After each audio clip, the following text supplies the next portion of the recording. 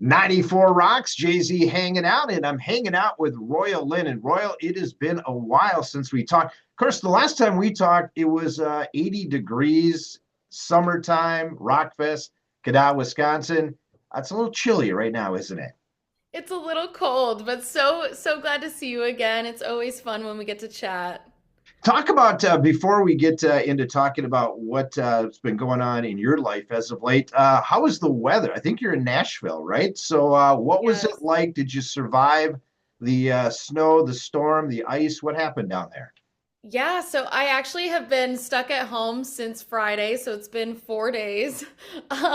We got big snowfall, lots of ice, and completely shut the city down. And there's a lot of we were without power for like 12 hours. So, and there's a lot of people who are still without power, so my heart goes Really? out to them. Yes, it was brutal. We're just not used to this kind of weather.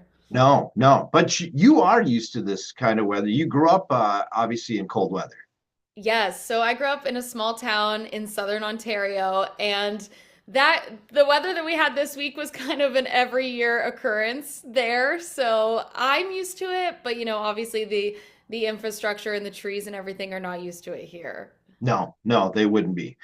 Let's go back a couple of years, actually. In fact, I think it was 2 years this month. You actually signed to Epitaph Records. Is it crazy? It's already been 2 years.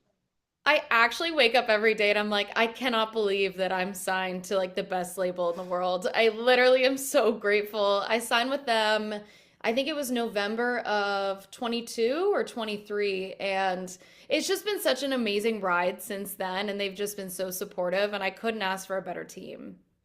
You know what? I'm assuming so much has changed with your life now since signing and that and all the things that have come along. I guess is there something I guess that we've talked about this before that you kind of have to stay true to yourself. But do you feel like you get pulled in so many different directions now because now they look at you and go, "Hey, this is somebody that we think that we can turn into this," but yet you still have to be true to you. Totally. I feel like every time that I'm writing for a new project or record, I feel like I just want to authentically be myself. And whatever that sounds like at the time, like it's truly amazing to have a team that also believes in the evolution of an artist and lets me totally create freely, which is so nice and kind of unheard of. So it's been really nice to have a partner that truly sees the vision and where I want to go sonically and visually. Looking at that album that came out in June of 27, June 27th, actually, of last year, Black Magic. I know you kind of talked about a little bit about it being kind of a mental health album and that. Talk about that a little bit more in extent since it has come out since the last time we talked and kind of how it's developed, I guess, how you thought it would. I really wanted to release my debut record as this piece of art that truly looks into my soul. And that's why I really wanted to talk about mental health because I truly think it's not talked about enough.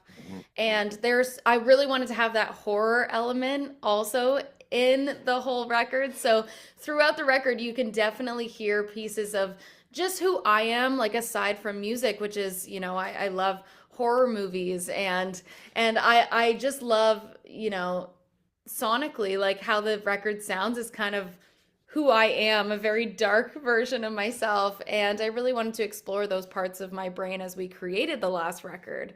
And it's a lot of fun to be able to be like, okay, who am I and what does this record say? And I feel like we really got to take that journey and figure out kind of who I am. Because by the time that we wrote and cut all the songs and the record came out, like I felt like that was a chapter that I was closing when the record kind of dropped because I was like, okay, now what's next, you know?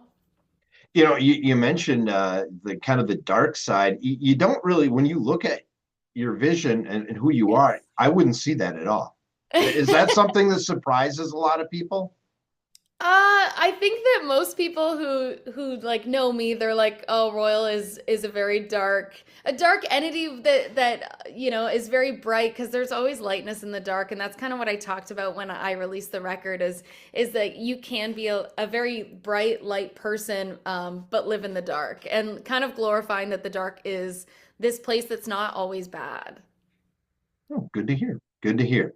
I'm really excited about 2026 for you. Obviously, 2025 is over. We're almost through the month of January. I know that you just went to LA.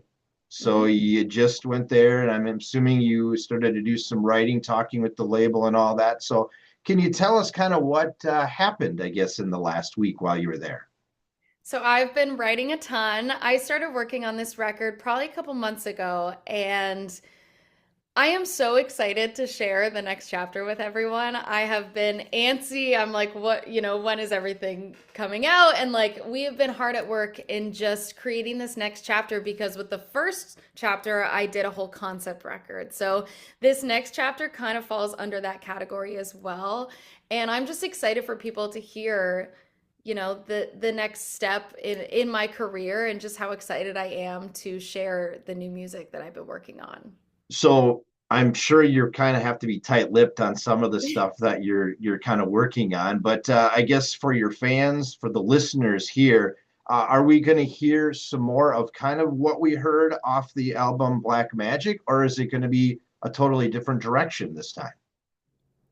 I think that it's going to be another part of my brain that I'm going to show everyone. Okay. And I'm really excited and I can't say too much, but I can assure you that it's different, it's new, it's fresh, and I'm just really excited and looking forward to getting it out and showing everyone. Is it something, obviously, it's another part of you, you said, Hmm. but is it also maybe something that you've kind of gathered in your last maybe 8, 10 years of being in this industry? Absolutely. I think that as a songwriter, I'm always kind of finding new ways and new things to incorporate throughout my songs, and I can definitely say that I think a lot of people will be happy at what they hear. How about, you did a collaboration with Danny Warschnapp and that with Death Wish. How about collaborations? Are we are looking at something like that maybe here in 2026? Absolutely. We are working hard on that, and I'm just really excited to share. I know it's so like tight-lipped and I'm sorry, but it's definitely it's going to be worth the wait, I promise. Well, no worries. Edie will let me know what it's going to be when it actually drops and that. So I guess that could lead into my next question. Can you kind of give us a timeline, maybe potentially, on when you're going to release a new single and also maybe when this new album potentially could be coming out? Is it going to happen in 2026? So it's sooner than you think, but I do want to say that we are on the road a lot this year. So we are going to be out there meeting everyone, and there might be something that goes along with that. Okay, that's good to hear. That's good to hear. I love it. They've got you trained perfectly, and you're doing exactly what you're supposed to do, right? It's the element of the tease. Yes, I'm so excited. Like I'm ready to leak everything, but there's a lot of planning and there's a lot of people that are behind this next step, and I'm very excited. And it's gonna be worth the wait, I promise. Well, one thing we can leak out, or it's already been leaked out, is you are coming to Minnesota. And actually, you're going to come a couple times. We know so far you're coming to Minnesota. But one thing that 94 Rocks is really behind, and we've been behind it since day number one, is Midsummer Music Fest in a small area called Monaga, Minnesota. And it's in the middle of nowhere, but it's an amazing time. And you are on the bill. You're going to be there on Saturday, July 25th. Also going to be there that day will be Collective Soul and Kingdom Collapse. I'm assuming you're excited to come to Minnesota. I am so excited, and my birthday is also that week, so we're gonna have to celebrate. Uh-oh. That could be trouble. That could be a lot Yes. of trouble. And we talked about this before about festivals. You enjoy playing them because it's a way for you to get your name out there to the masses. And of course, a festival like this, which is kind of a 3, 4 thousand person festival, kind of an up and coming, but these fans are pretty. They know who Royal Lynn is. Talk about, I guess, the festivals that you have recently been at. So we got to do Rockfest last year, which is where we ran into each other, and that was such an amazing day. I love the hype of the festival season because all the bands that we never get to see because we're all on our separate tours, we all get to kind of congregate and like say hi to everyone and all the crew, and it's just like a really awesome time to bring all the bands together because normally we're like across the world from each other, it feels like, and to kind of all be in one place And to see everyone's art and how they put on their show has always been my favorite part. So you'll see me side stage at the festivals checking out the other bands that I haven't either gotten to see yet or friends of mine. And it's really a really special time because I feel like I've been so welcomed in this community, and I can't thank everyone enough for being so supportive of a country girl who's a metalhead who just wants to rock coming into the scene. And I truly learn from every band that I watch live, and that's one of my favorite parts is being able to be there, and the fans, and you get to see a whole bunch of bands, plus you get to kind of, maybe we'll do a meet and greet, like maybe we'll do things like that where I get to actually get out there and meet the people who are streaming the songs. And truly that is the most special thing to me, is are the people out there spinning the songs. Yeah. And of course, when you're up here for Midsummer Music Fest, as you mentioned, it's your birthday weekend. So do you do anything fun, special? Are you known for something on your birthdays normally? I hope I'm playing shows on my birthday. I love when I get to be out there, and touring is one of my favorite parts of when the record is done, and singles are coming out, like being able to get out there and make that connection face to face with my fans. So I hope that I'm on a stage on the 29th. Okay, okay. And mentioned the obviously the festivals, and you've kind of mentioned that it sounds like you're going to be on the road a lot on tour. So we've got some big announcements coming up, I'm assuming, relatively soon. Yes, we have a lot. We actually have one that I think I can say here, but we just hit 50 million streams on the record, Black Magic. So we're very excited. So today, all of the announcements will go out that we hit that milestone, which is huge. 50 million people is crazy. Awesome. Congratulations on that. That has Thank got it, you. as an artist, that has to be just an amazing thing for you and an accomplishment. I mean, I just think back to me being on the farm listening on my CD Walkman to these amazing CDs, and I'm just like, it's so cool to be amongst the community that I grew up listening to. Yeah. I want to ask you kind of a question I've been asking all artists lately, and it has to deal with artificial intelligence, Mm. AI. And I guess I've gotten different responses from different artists. So I'm kind of curious to see what your feeling is about AI and in the music industry. Do you have a stand on it, I guess? I mean, I think that AI can be super helpful. I haven't used AI to create anything that I have been creating, but I can see how it can give people a little bit of inspiration on like what to do with music. And I do think that AI is a great tool when it's used correctly. And I think that some people are very against it. I don't like to write songs with it, but that's just me. But I do think that it can give you a lot of creative power to maybe get your vision across if you're trying to explain your vision to someone, which is also, a big part of this industry is also like visuals and things, how things look, and social media. And like I do think that there are ways that it can help you to alleviate kind of that workload that comes with social media. And I'm assuming, as a lot of artists talk about, like social media is the number one thing right now. So it has its ups and downs. So I'm for it, but I'm also like I wouldn't use it in the writing room.